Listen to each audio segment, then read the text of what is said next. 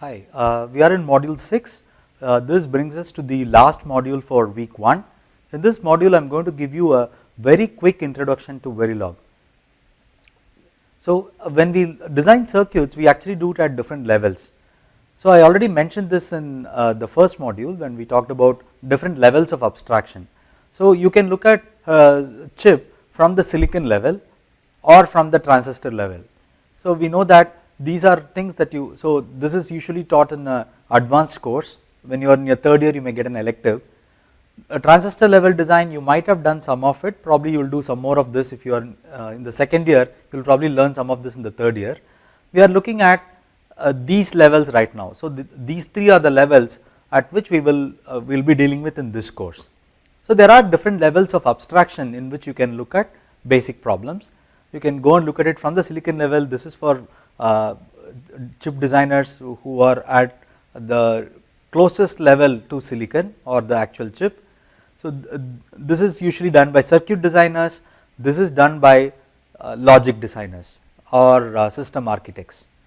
So, Verilog is essentially a language which can be useful for doing that. So, to motivate that, I want to take a small example and show you how to do this in Verilog.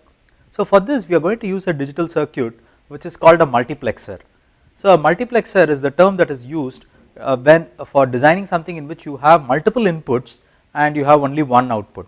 So, imagine for example telephone exchanges. So, there are several telephone lines that connect through the exchange, and what they do actually is when there are multiple connections that are connected. So, it is not that you need that connection all the time. So, if you are making a phone call, you do not need this phone line to be allotted to you all the time. Instead, what they do is they do what is called multiplexing. Of the several inputs that are coming in, they will pick which one to pass from input to the output. So, let us take this picture for example. So, this is the symbolic notation for what is called a multiplexer, and this multiplexer is a simple multiplexer. It has two inputs A and B, it has one output. We want either A or B to be present at the output dependent on the value of the select line. So, if the select line will control whether A connects to output or B connects to output. So, this is called a multiplexer. So, at this point you do not know the logical description for the circuit, we just know that there are two inputs A and B, and this is actually a standard symbol for this combinational block called multiplexer, and based on input A and B and the value of select, it chooses one of these to be passed on. So, we will call this select line or SEL as a control input, and the data inputs are A and B.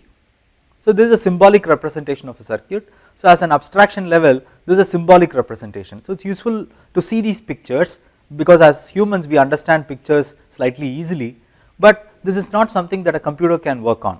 It is not something that you can manipulate as a symbol. By the way, this is a standard symbol for a multiplexer. Just like for AND gate and OR gate I showed you standard symbols, this is a standard symbol for a multiplexer. So, now I can write the description for this in English. We can say that if select is 0, so select is just a one line, so it is a control input, it can take two values, either it can take 0 or it can take 1. If select is 0, then choose A and pass it to output. If select is 1, choose B and pass it to output. Right. So, this is an English description of this whatever design problem I gave you. So, I want one of AB to be passed on to output at a time, and this is an English description of that. So, at this point if you notice, the description says if select is 0, pass A to output. We do not care whether A is 0 or 1, we want to pass whatever is the current value of A, we want to pass it to output. And similarly, whenever select is 1, it does not matter whether B is 0 or 1, we want that value to be passed to the output. So, which means the multiplexer passes both zeros and ones. So, this is an English text description of the same thing. So, this is a schematic or a symbol description of the problem that I gave you, this is an English description of the problem that I gave you. Now, we can go and think about this in a truth table format. So, let us go and see what are the different inputs we have. We have select as an input, A as an input and B as an input. So, there are 3 inputs. If there are 3 inputs, there are 8 combinations that are possible. So, we have those 8 combinations listed here, and for these 8 combinations let us see how we get the output. So, we said if select is 0, A should appear in the output. So, let us look at the first 4 rows. The first 4 rows has select equals 0, and if you notice this part of the column, this first 4 rows of this column are the copy of the first 4 rows of A.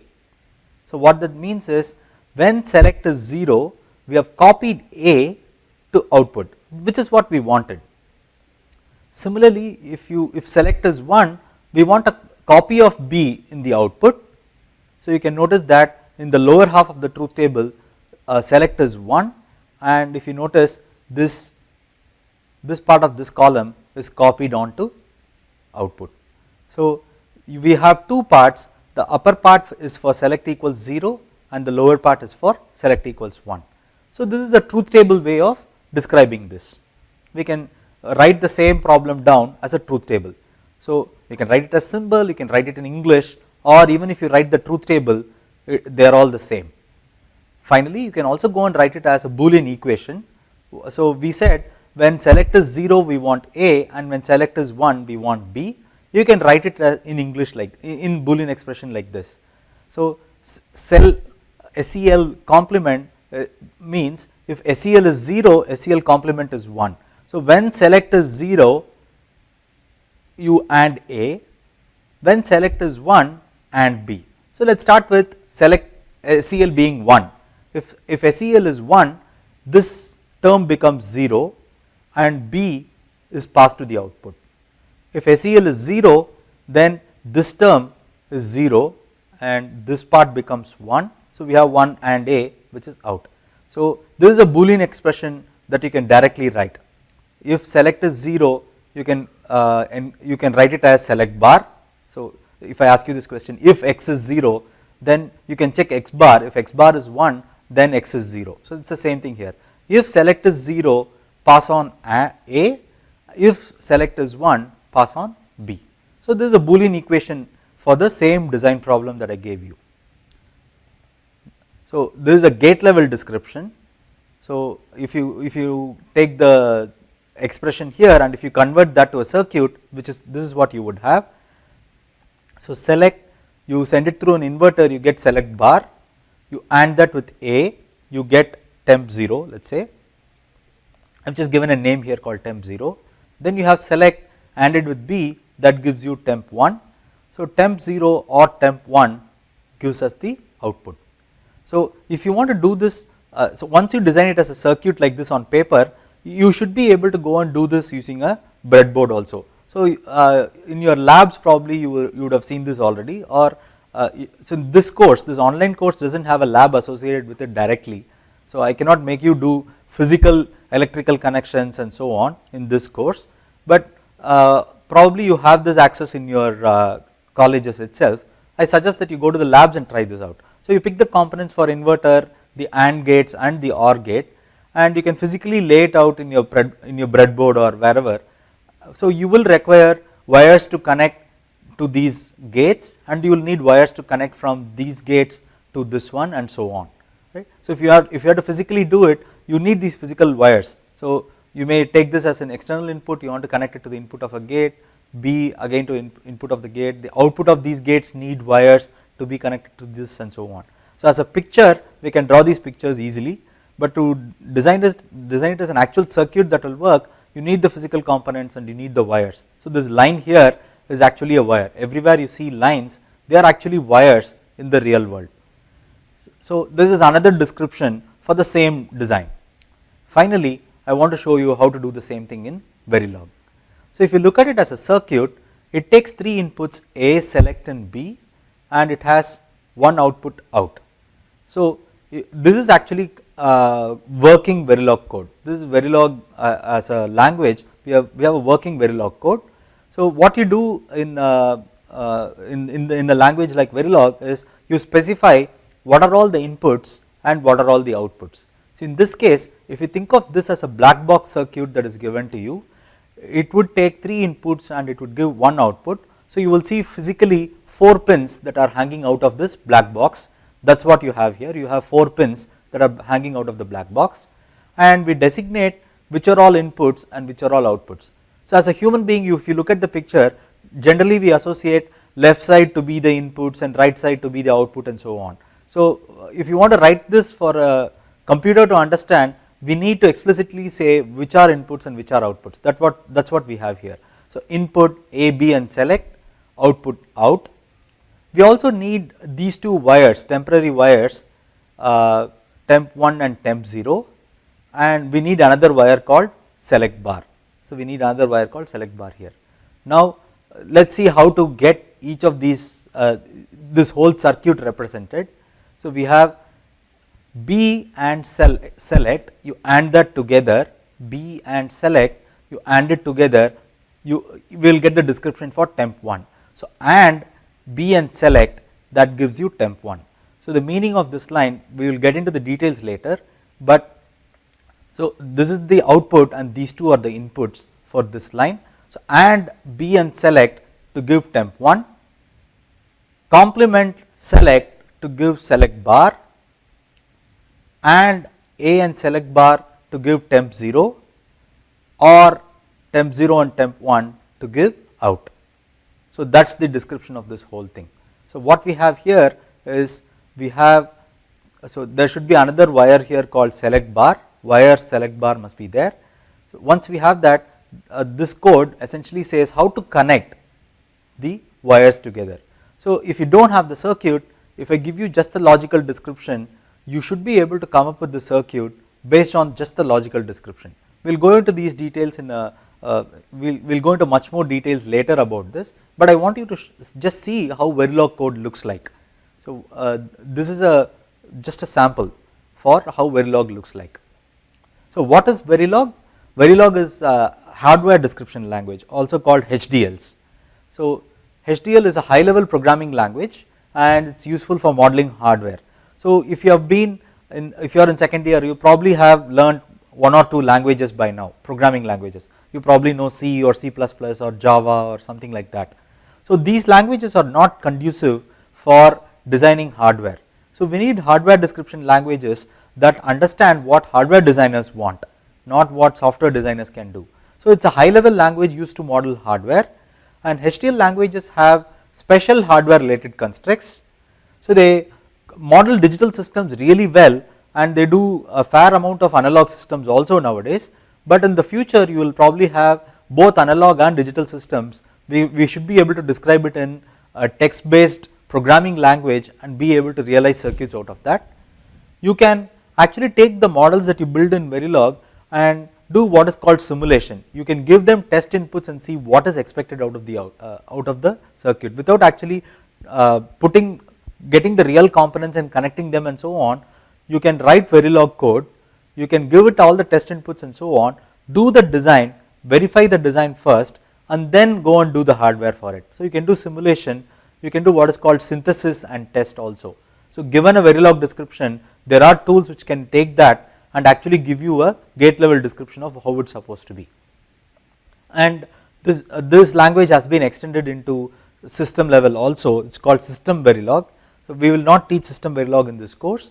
I will teach basic Verilog for this course, and maybe in the other courses that you learn later, you may end up learning system Verilog or maybe Verilog itself in more detail in a future course.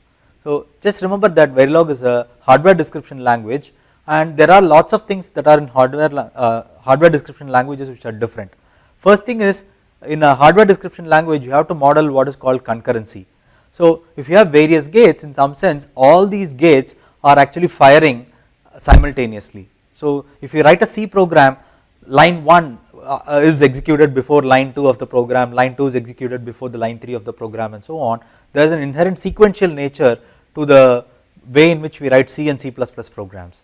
However, in languages like Verilog, they are inherently concurrent in nature, they are very different the way they are written and the way they are conceived in fact.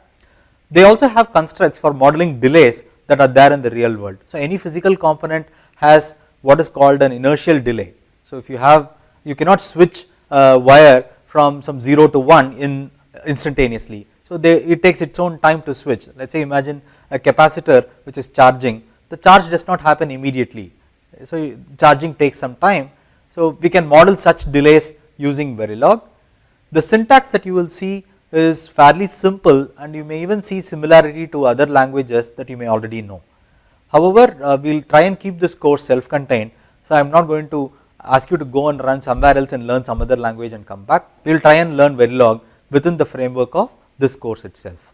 So all we have so far is just a teaser for what Verilog looks like. Clearly I will go into these details of how to write Verilog code for circuits. Once you know how to design circuits, then we can talk about how to write things in Verilog. So this brings me to the end of the week's lectures. We have modules 1 through 6. So this week was slightly longer than what would be usual. So I think we probably have 2.5 hours of video as opposed to 2 hours that we will see from next week onwards. So there is lots of introductory material and so on. Some of these you do not have to memorize anything, you just know and appreciate that there is history of computing, and then there are lots of facts and details that we have. So one thing I would like you to do is take the homework exercises really seriously, and you should try and do these exercises on your own. So only when you do these things on your own, you will really understand the material. So it is always tempting to go and search on Google or talk to your friends and so on. So one simple and serious advice that I will give you is go and do these exercises on your own. You will benefit a lot more by doing that than by borrowing your knowledge from others. So I am hoping that you are able to enjoy this week's lectures, and if you have anything, please get back to us on the forums. So slowly I will expect the forums to be very active in terms of discussions and so on. So thank you very much, and I will see you next week.